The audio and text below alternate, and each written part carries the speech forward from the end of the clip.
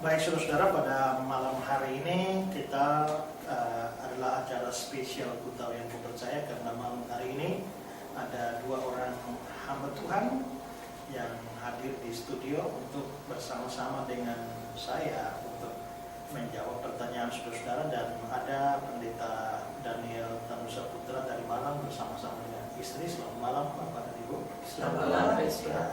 Dan kedua hamba Tuhan ini dipakai Tuhan secara khusus di dalam masalah konseling dan masalah-masalah keluarga Kristen, rumah tangga Kristen, dan hal-hal seputar itu. Dan malam hari ini beliau berdua hadir.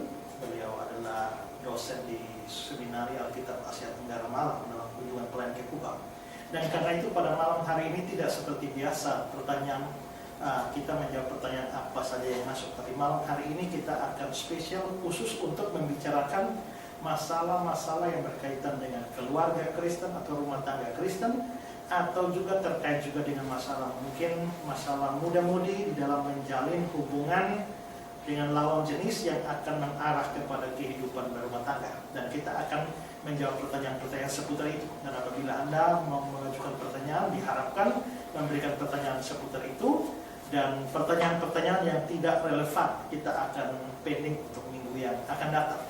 Dan karena itu pada malam hari ini kita akan memulai percakapan ini, dan mungkin Pak Sony bisa menginformasikan nomor telepon yang bisa di SMS memasukkan pertanyaan.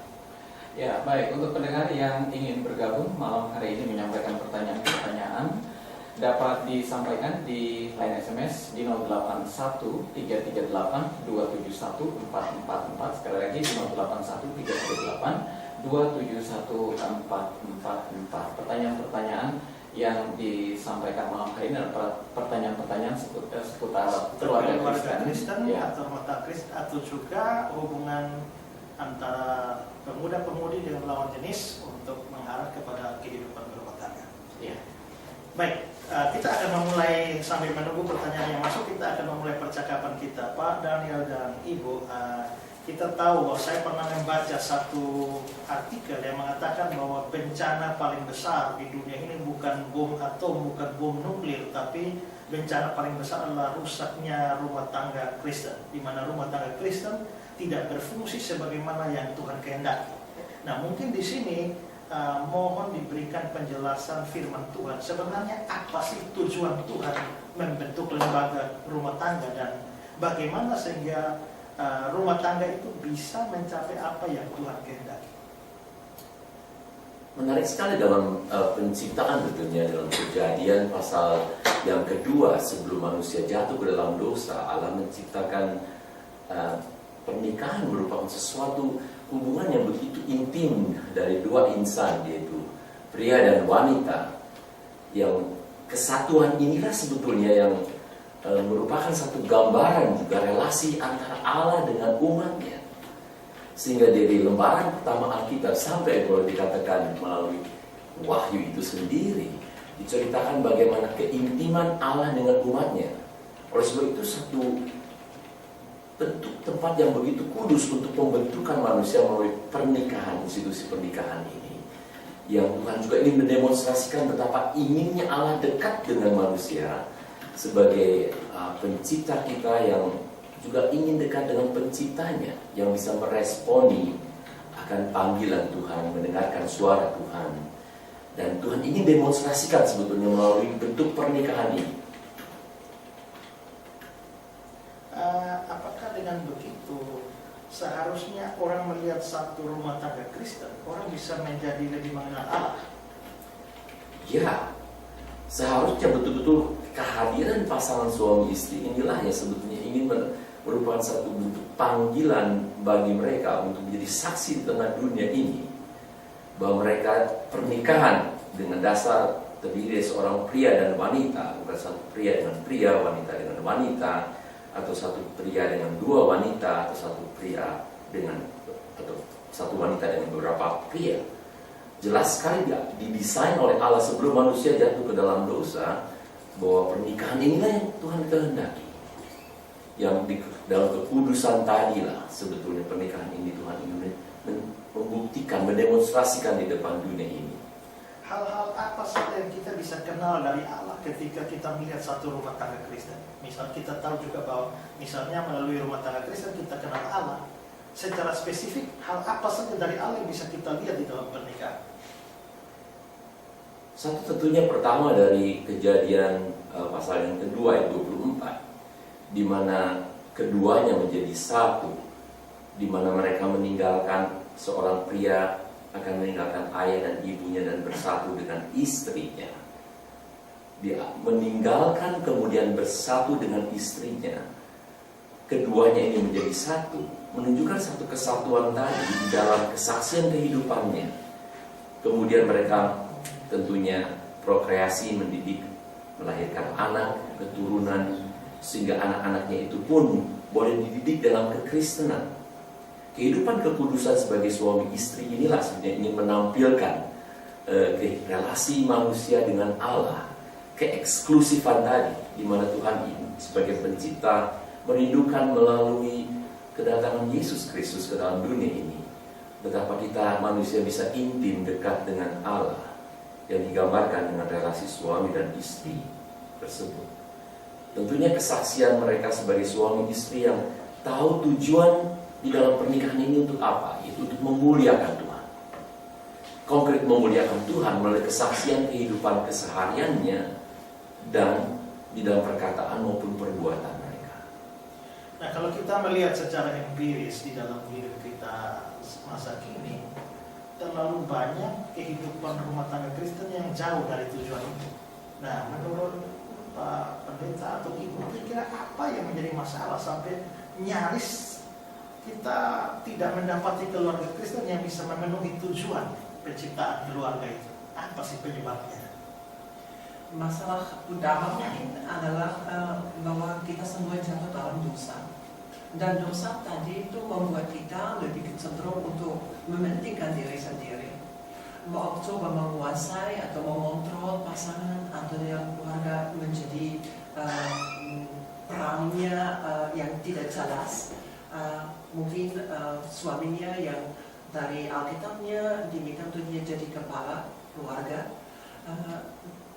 bisa saja itu perannya tidak diisi sama suaminya karena satu atau yang lain, mungkin karena tidak ada atau karena tidak mengerti bagaimana untuk menjadi kepala keluarga, dan bisa saja istrinya lebih dominan dan mungkin ambil alih di dalam keluarganya, dan itu menciptakan masalah. Ya, baik. Mungkin Pak Sony ada pertanyaan yang sudah masuk. Iya, ada pertanyaan yang disampaikan.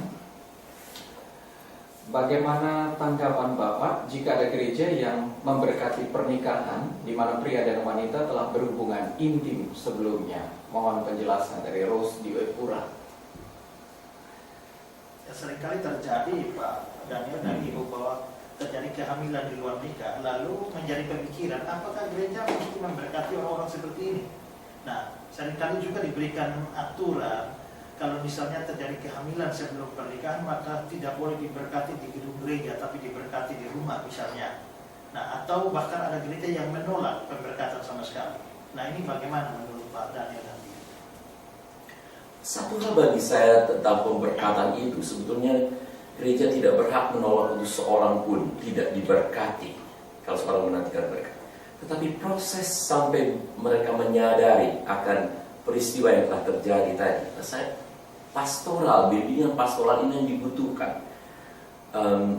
Apakah di dalam peristiwa yang telah terjadi adanya penyesalan, kemudian adanya pertobatan? Menurut saya jauh lebih signifikan pertama sebelum dia boleh atau tidak boleh tadi.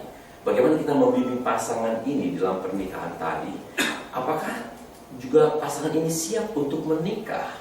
Kalau untuk kehamilan membutuhkan 2 orang. Pasangan ini masih muda atau mereka pasangan ini kurang memberikan persiapan di dalam pernikahan tadi. Saya rasa persiapan pranikah inilah, walaupun sudah terjadi kehamilan, yang lebih bagi saya bimbingan tanggung jawab gereja terutama memberikan bimbingan pastoral ini.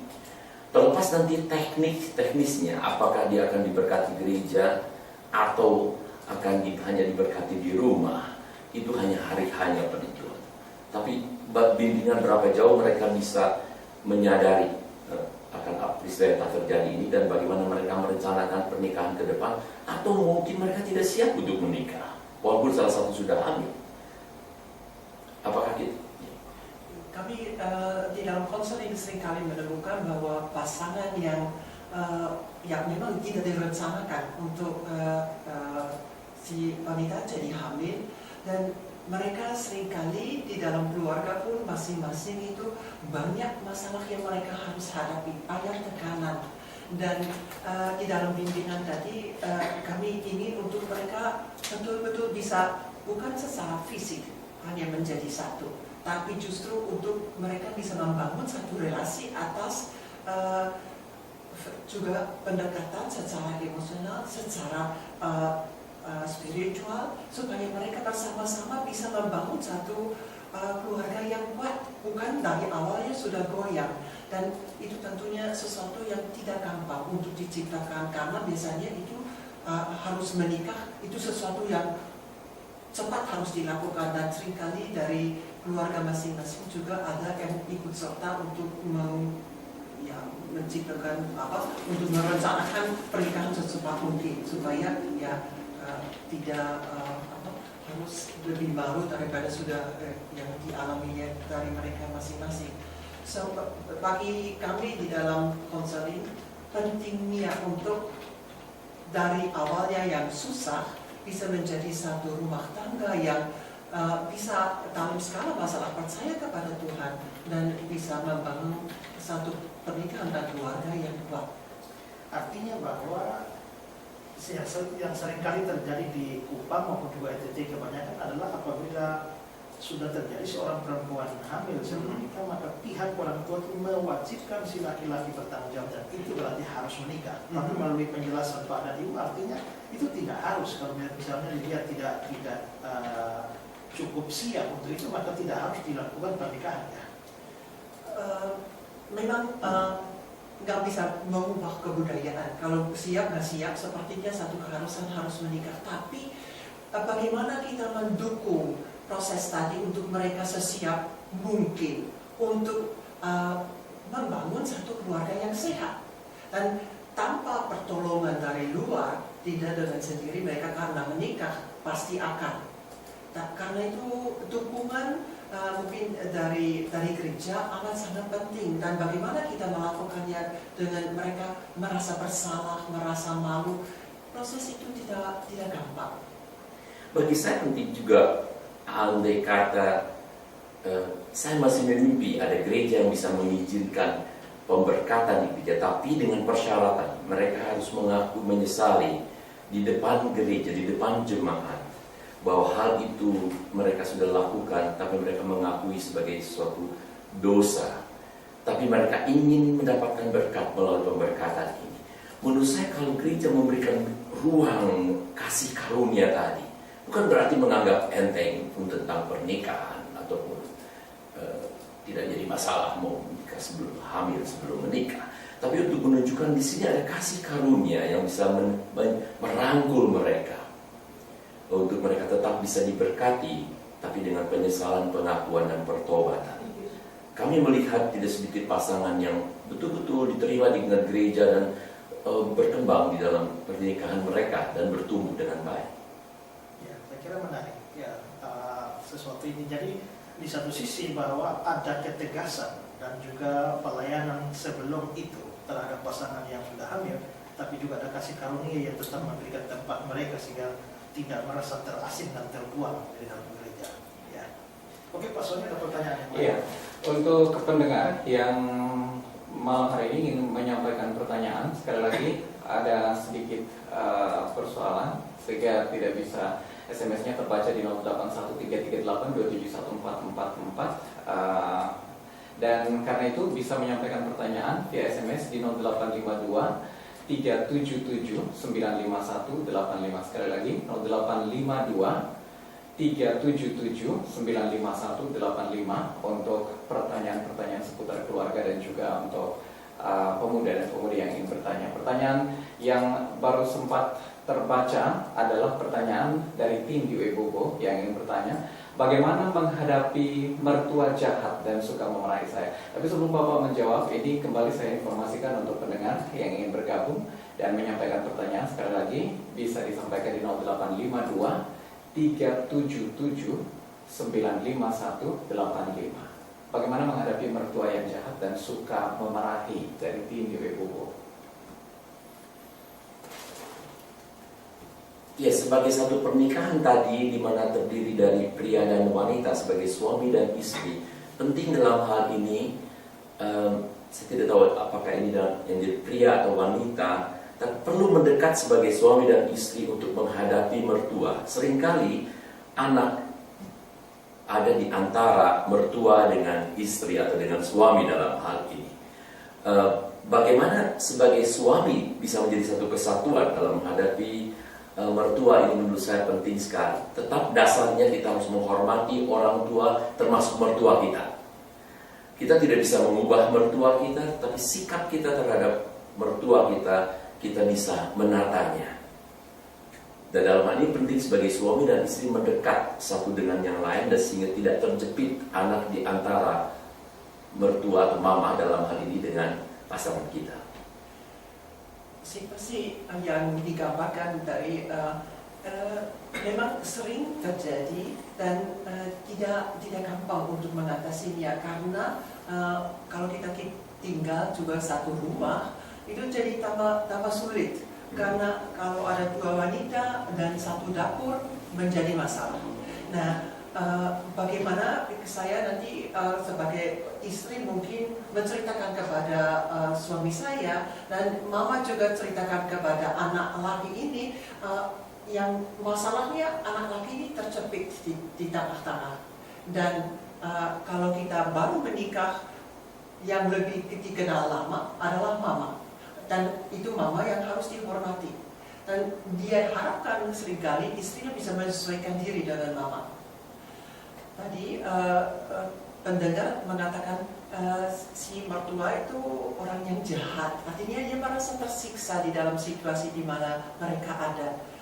Dalam konseling kita sarankan untuk mereka coba jalan keluar kadang-kadang adalah untuk mereka pindah serumah dengan sendiri gitu, bukan serumah dengan orang tua, untuk cara tadi mengizinkan untuk kita tetap bisa ada satu hubungan yang baik daripada hanya serumah dan sering pertengkar.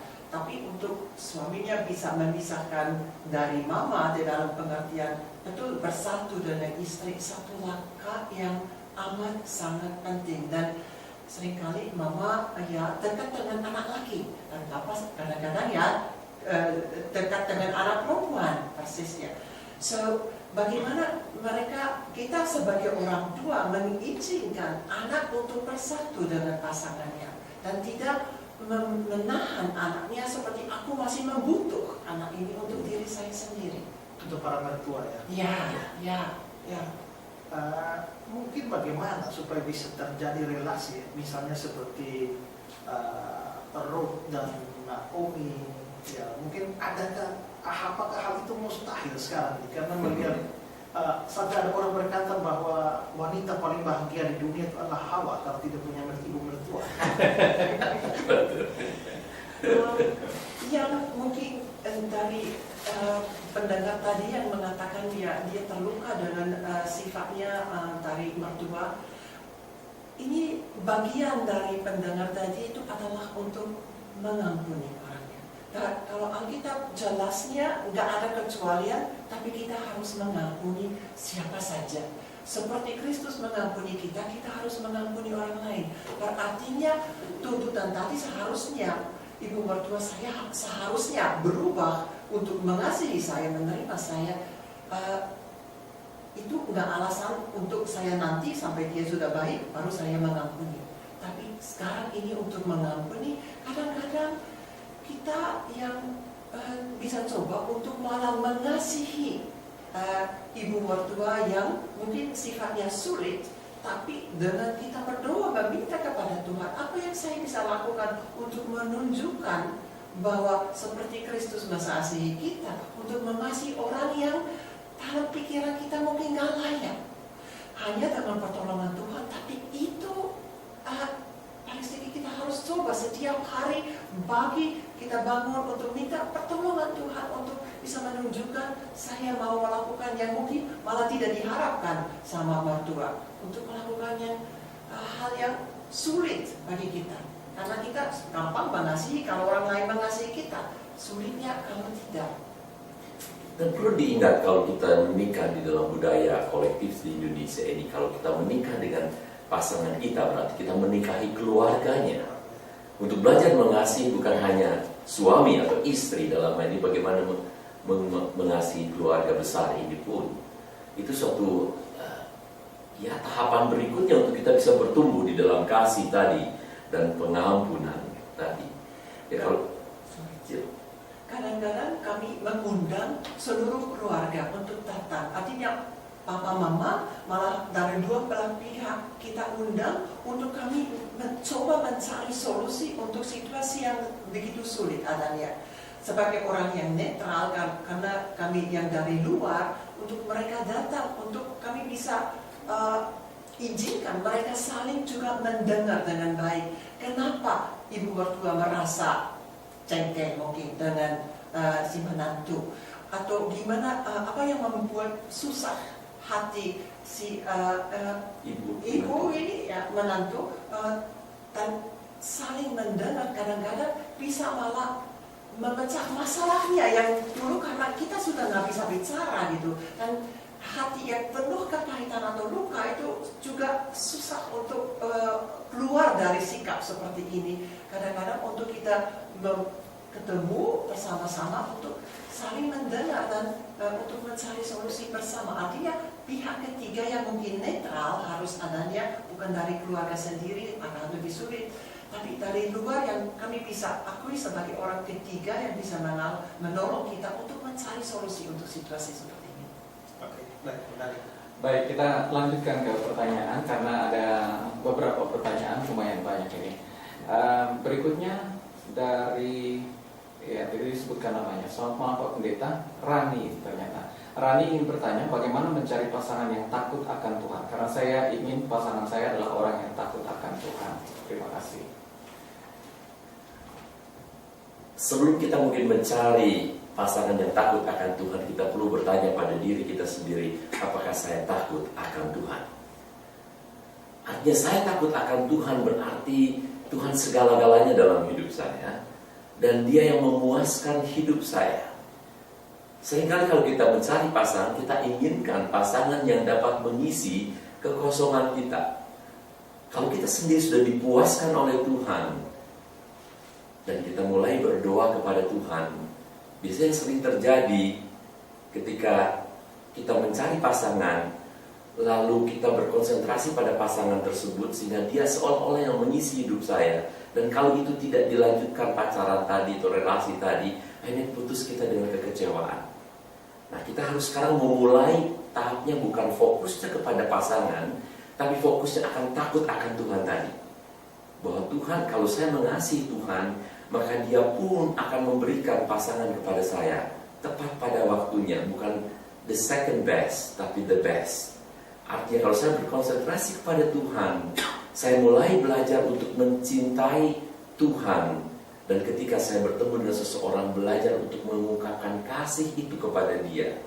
Kalau ada kata persahabatan itu putus, saya tidak akan berakhir dengan kekecewaan. Karena saya akan kembali lagi karena Tuhan yang mengisi hidup saya. Silakan. Iya, kita lanjutkan ke penanya berikutnya. Ada Rizky di Nengkoten. Selamat malam Pak Pendeta dan Ibu tentu saja ya.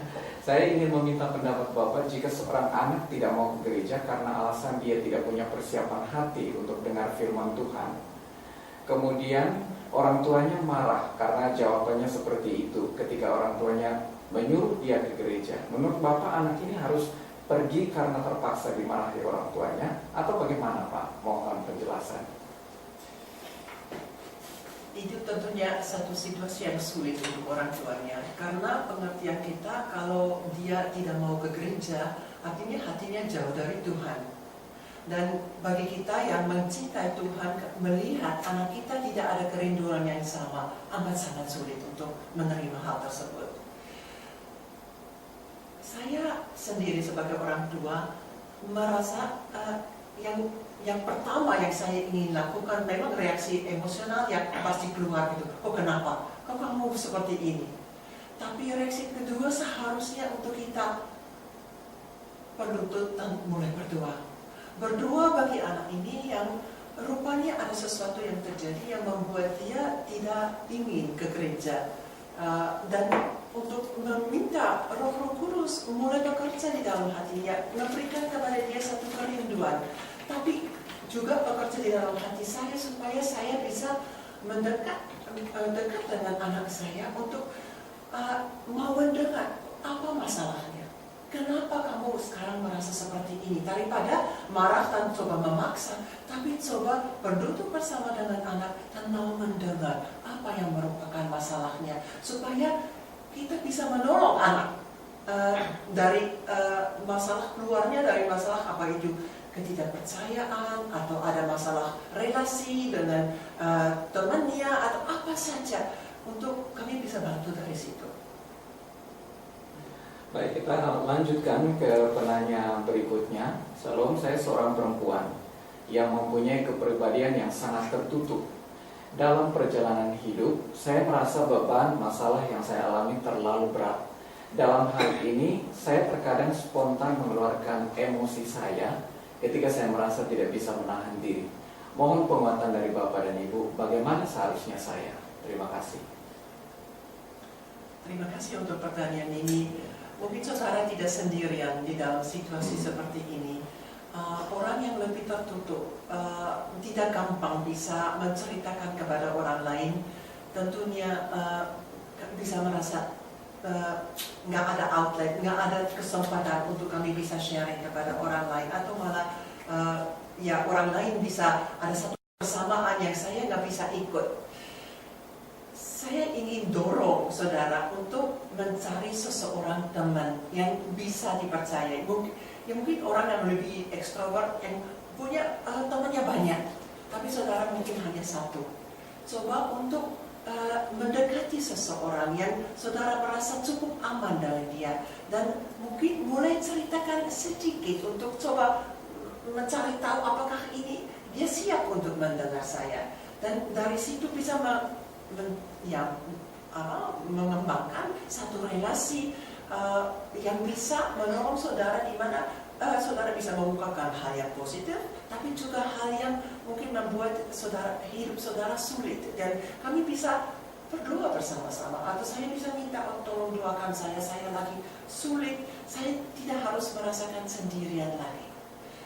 Mulai mungkin dari satu hubungan yang dengan hanya satu orang.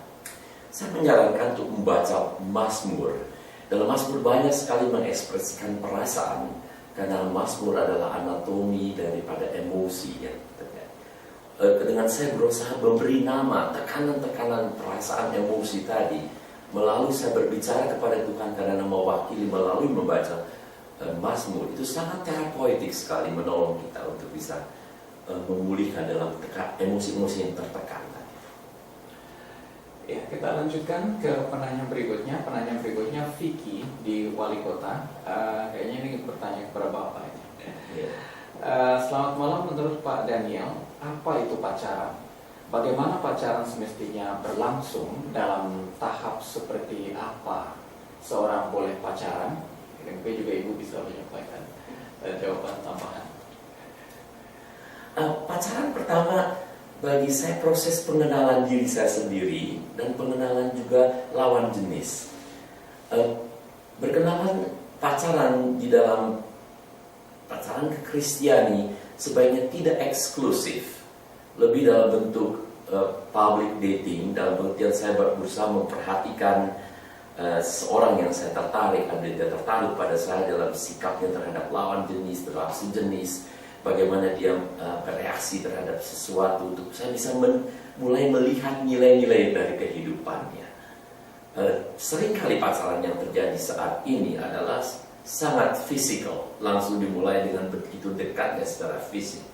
Sedangkan piramid yang seharusnya dalam pacaran terjadi adalah didasari hal yang spiritual, satu yang lebih lebar, tidak fisikal, kemudian dibangun secara psikologis, pendengaran secara melihat kepribadian, melihat karakteristik, kemudian secara emosional kita mulai nyambung atau tidak, dan puncak yang terakhir adalah bentuk fisik tadi. Tapi perlu didasari dengan spiritual. Sebagai orang Kristen kita tahu Tuhan menciptakan kita sebagai pria dan wanita, dan kita bisa tertarik pada lawan jenis yang Tuhan ciptakan. Oleh sebab itu perlu didasari oleh kedekatan kita dengan Tuhan. Jadi spiritual intimacy didasar pertama, kemudian psychological intimacy, kemudian secara emotional intimacy, baru secara physical intimacy. Dan physical intimacy tentunya sesudah kita menikah dan bukan sebelumnya. Ya, betul. Baik, kita lanjutkan ke penanya berikutnya. Selamat malam, mohon dijelaskan bagaimana hukumnya pasangan muda-mudi yang belum punya hubungan resmi tapi sudah melakukan hubungan yang belum dibolehkan dalam kehidupan mereka. Mohon penjelasannya. Hukumnya pasangan muda-mudi yang belum punya hubungan resmi, artinya belum menikah tetapi sudah melakukan hubungan yang belum dibolehkan dalam kehidupan. Artinya dia sudah melakukan hubungan seksual. Alkitab jelas sekali mengatakan hubungan seksual hanya ada di dalam pernikahan. Kejadian pasal 2 ayat 24 itu jelas desain pernikahan sebelum manusia jatuh ke dalam dosa selalu hanya di dalam pernikahan. Termasuk di sini betul-betul pengertian perzinahan bisa terjadi karena belum dalam satu institusi yang resmi dan diberkati oleh Tuhan. Kalau dikatakan seorang laki-laki meninggalkan ayah dan ibunya, berarti betul-betul ada satu publik secara terbuka memberikan deklarasi, sekarang saya akan bersatu dengan dia. Artinya itu harus dilakukan secara terbuka, tidak bisa hanya saat kita lagi dengan wanita sama-sama senang lalu kita bisa tidur bersama-sama. Alkitab jelas mengatakan. Tadi pertanyaan mengenai hukuman. Hukum atau peraturan yang dimaksudkan di sini. Hukum dari Alkitab. Ya. Baik, saya lanjutkan ke penanya berikutnya. Apa sih faktor penghambat yang membuat kita susah sekali untuk aman dalam kehidupan keluarga? Faktor penghambat yang membuat kita susah sekali untuk aman dalam kehidupan keluarga. Karena kami nggak persis tahu itu aman dalam pengertian apa. Aman bisa dalam relasi saya dengan suami saya, atau aman di dalam keluarga besar, atau seperti apa itu? Gimana? Saya tidak tahu persis aman mungkin apa secara fisik. Kadang-kadang di tengah keluarga merasa tidak aman karena terjadi pelecehan secara verbal mungkin atau secara fisik, sehingga membuat seorang anggota keluarga tidak merasa aman. Dan satu hal yang ironis sekali dalam kehidupan berkeluarga ini, kita merindukan di situ merupakan tempat yang aman. Saya boleh ada sebagaimana saya ada, diterima. Tapi kenyataannya begitu banyak yang terjadi kekerasan di tengah keluarga. Apakah itu secara perkataan atau secara fisik, apakah itu juga secara seksual bahkan. Mungkin saya lanjutkan ke pertanyaan berikutnya. Pertanyaan berikutnya dari Victor di Nuataus. Ada sepasang suami istri yang sudah punya cucu, tapi sudah 7 tahun pisah ranjang. Anak-anak dan keluarganya mencari solusi damai, tetapi tetap tidak bisa. Mohon pandangan dari Bapak. Mereka sudah berkeluarga, bahkan sudah sampai punya cucu, lalu pisah. 7 tahun sudah pisah. Sudah pisah 7 tahun. Ya. Anak-anaknya cari keluarga. Keluarganya mau supaya mereka bisa kembali bersatu. Bagaimana pemikiran seputar ini? Tentunya mereka sudah berusia lebih tua daripada mungkin anggota keluarga yang lain yang coba menolong mereka, dan itu satu konfliknya karena mereka lebih seharusnya dihormati, tapi kita seperti mau mendidik atau mendorong mereka, dan rupanya sampai sekarang ini tidak berhasil untuk melakukan hal itu. Kita dalam posisi misalnya sebagai keluarga, sebagai anak, untuk mau mendidik orang tua kita itu tidak bisa menurut saya, karena posisi saya tetap anak. Walaupun dalam pengertian saya lebih tahu atau lebih kayak kebenaran, lebih mengerti daripada orang tua saya, tapi saya bukan dalam posisi seperti anak saya bisa melakukan hal itu. Mungkin orang yang di luar lingkungan keluarga yang bisa lebih menolong kalau mereka punya mereka merasa bisa menerima orang ketiga itu untuk menolong mereka di dalam hal bagaimana masalah yang membuat pasangan ini pisah satu sama yang lain untuk mengatasi masalah ini dan bisa kembali rukun bersama. Tapi anggota keluarga seringkali sulit sekali dan kurang berhasil karena posisi mereka bukan orang yang diakui sama pasangan yang ini. Dianggap lebih junior ya. Betul sekali. Nah, itu mungkin lebih baik menggunakan orang luar yang dihormati, yang mungkin lebih berhasil ketimbang anak-anak sendiri ya. Ya, paling sedikit kalau kami bisa mendoakan orang tua kita atau bagaimana hubungan keluarga kita, tapi untuk menjadi konselor mereka atau untuk mengambil seperti posisi yang di atas mereka yang mengontrol mereka amat sangat sulit dan biasanya tidak berhasil. Saya sarankan untuk bisa mencari seorang profesional yang bisa menolong mereka berdua mungkin tanpa harus intervensi daripada anak-anak dalam hal ini. Baik, ada penanya berikut yang bertanya, Shalom, kenapa dalam sebuah keluarga kasih sayang dari ayah dan ibu itu tidak merata? Itu berarti tidak rata terhadap anak-anak ya. Mungkin satu anak merasa lebih dikasihi daripada anak yang lain. Sayang, tapi itu seringkali terjadi. Bisa saja ada yang kita sebagai orang tua merasa lebih connected, bisa lebih dekat dengan salah satu orang karena kepribadian tertentu. Kadang-kadang kepribadian anak terlalu mirip dengan orang tua malah menimbulkan konflik. Kalau lebih berbeda, lebih gampang kadang-kadang. Dengan kita sebagai orang tua tentunya punya tanggung jawab untuk memberikan rasa aman dan merasa setiap anak bisa merasa dikasihi sama dengan anak yang lain. Dan anak tinggi sekali dalam pengertian mereka, keadilan itu amat sangat penting. Kalau kita bagikan kue, sudah penting sekali kuenya persis sama besarnya yang saya dapat dan yang dapat yang lainnya. So, apalagi kasih. Mungkin kita sebagai orang tua harus menguji diri dan melihat di mana saya harus berubah pendekatan saya dengan salah satu anak daripada dengan yang lain, dan minta kepada Tuhan untuk Tuhan menolong saya untuk saya bisa mengasihi mereka, memberikan rasa aman kepada setiap anak untuk mengasihi mereka dengan sama. Karena mungkin pendekatan satu anak lebih, tadi ada pendengar lebih ekstrovert, lebih gampang bergaul, dan satu anak yang lebih diam sendiri. Ya, untuk kita mengasihi mungkin kita harus menyesuaikan diri juga. Bagaimana saya mengasihi anak yang ekstrovert, yang lebih gampang untuk dikasih, dan yang satu yang lebih susah untuk dia. Mungkin saya harus kepada satu langkah, dan kepada yang lain mungkin 2 langkah, 3 langkah. Waktunya saya harus ambil lebih banyak, siap mendengar daripada banyak bicara. Dan pendekatan tadi mungkin saya harus belajar bagaimana anak bisa merasa dikasihi sama dengan anak yang lain.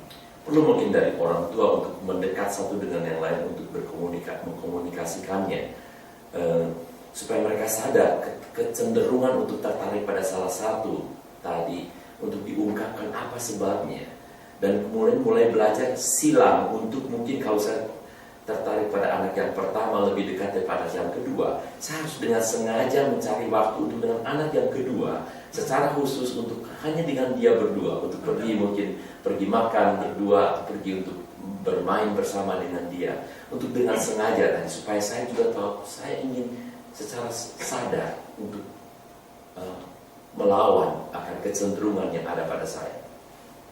Baik, ada penanya berikut dari Joni di Kelapa Lima.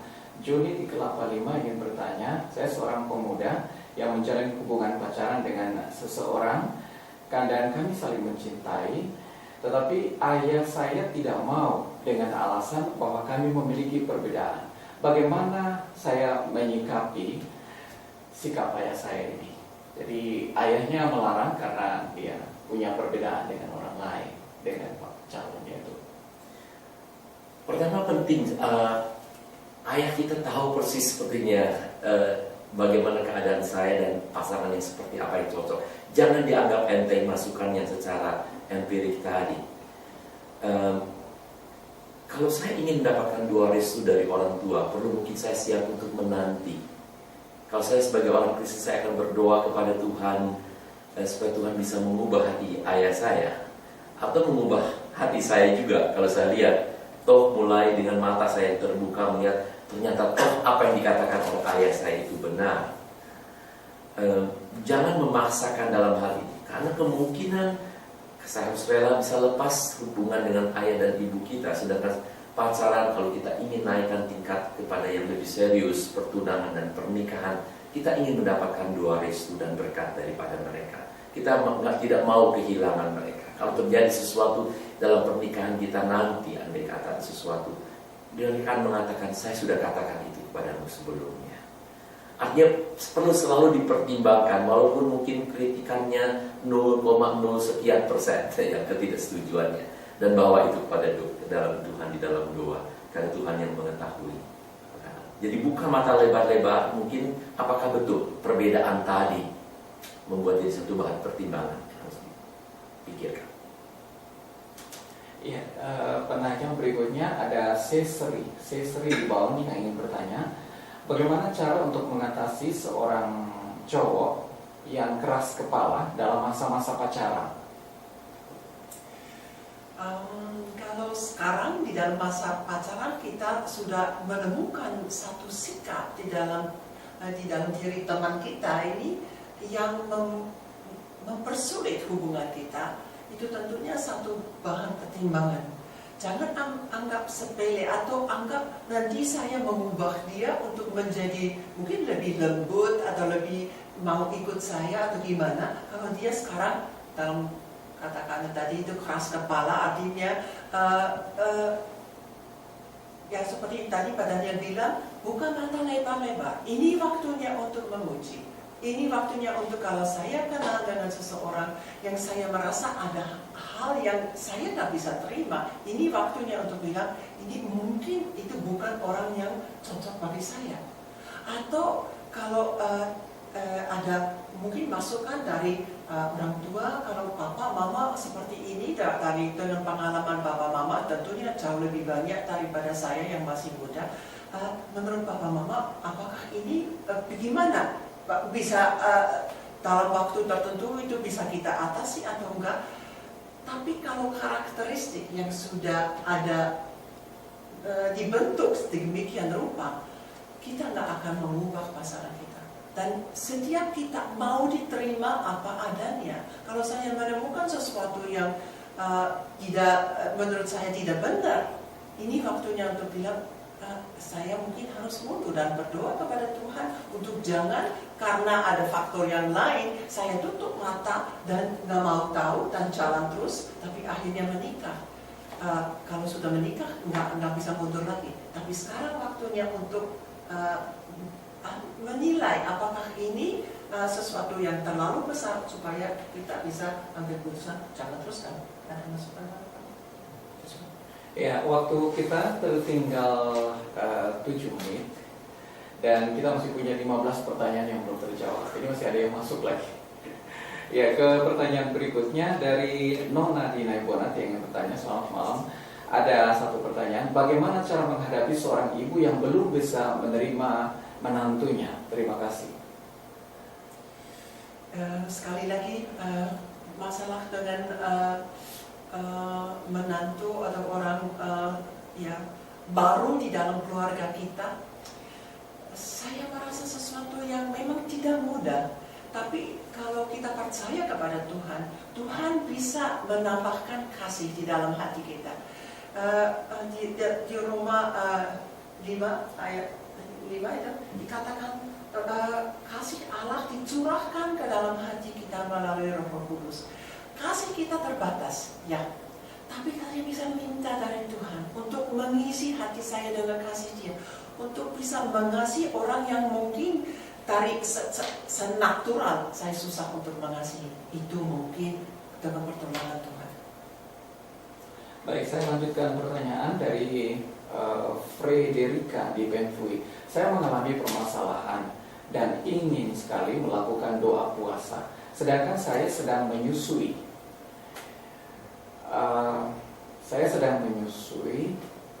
Apa cara yang terbaik supaya saya bisa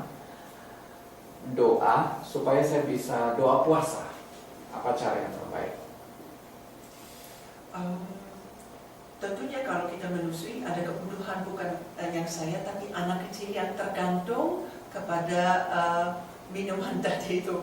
Saya nggak bisa melepas begitu aja. Dan menurut saya, mungkin ada masukan dari suami saya juga, Tuhan bisa menjawab pertanyaan saya, permintaan saya, permohonan saya dengan saya tidak puasa pun juga. Bagi saya bukan hanya kalau saya doa puasa, ini nanti Tuhan akan mendengar suara saya. Dan Tuhan mengenal situasi saya toh. Ia tahu persisnya ini saya lagi menyusui dan situasi seperti ini. Saya bisa berdoa apa adanya dan dengan ya keadaan seperti ini. So ibu masukan saya berdoa kepada Tuhan, percaya bahwa Ia akan mendengar dan Tuhan bisa menanti kalau ibu sudah lewat fase yang harus menyusui untuk melalui doa puasa itu bisa mendekati diri kepada Tuhan. Tapi untuk sementara ini pakai cara yang tidak yang mengurangi waktu yang ibu atau susu yang bisa ibu kasih kepada anak. Ibu perlu bermurah hati dengan ibu diri sendiri. Saya yakin Tuhan tidak sekejam seperti yang kita nantikan, seolah Tuhan hanya bisa kita jawab dengan doa puasa dan mungkin masih ada sekitar 3 menit untuk bisa menjawab pertanyaan, sedangkan pertanyaan kita tetap stabil 15 karena ada yang masuk lagi. Dari Ibu Selmi, bagaimana menyikapi sikap suami yang masih bergantung dengan orang tua walaupun sudah memiliki rumah sendiri serta selalu mempersalahkan istri dan tidak pernah mau mendengarkan keluhan istri, melainkan lebih mendengar apa yang diinginkan keluarga walaupun itu salah. Ini masalah yang ada suami ibu tentunya dengan mamanya, yang sampai saat ini rupanya ibunya juga belum memutuskan tali pusarnya. Jadi memang itu perlu sekali kalau ibu sendiri tidak bisa menyelesaikan masalah ini, mereka hal yang harus menyelesaikan masalah itu. Ibu bisa memberikan batasan tadi. Saya tidak perlu harus selalu masuk di antara relasi mereka berdua, karena itu mereka perlu menyelesaikan yang berdua terlebih dahulu. Masalah ini adalah karena bagaimana saya bisa menolong suami saya untuk lebih berhadap kepada saya, dan ini kalau suaminya susah untuk melepaskan dari mana, merasa nggak mau menjauhkan diri, tinggalkan orang tua untuk bersatu, situasi ini tidak akan berubah. Karena tadi Alkitab bilang suami harus tinggalkan orang tua dan bersatu dengan istrinya. Kalau orang tua masih berpegang erat-erat, salah satu atau dua-duanya kepada anak, anak nggak bisa bersatu dengan istri, dengan pasangan. So berdoalah untuk situasi ini. Kalau perlu dan kalau ada, mintalah untuk orang lain yang bisa misalnya konselor bisa bantu pasangan saudara dengan suaminya bagaimana caranya untuk bukan menjauhkan di dalam cara yang negatif dari orang tua, tapi betul menjadi satu dengan pasangan untuk menghadapi orang tua yang memang sudah posisi yang berbeda sekarang ini.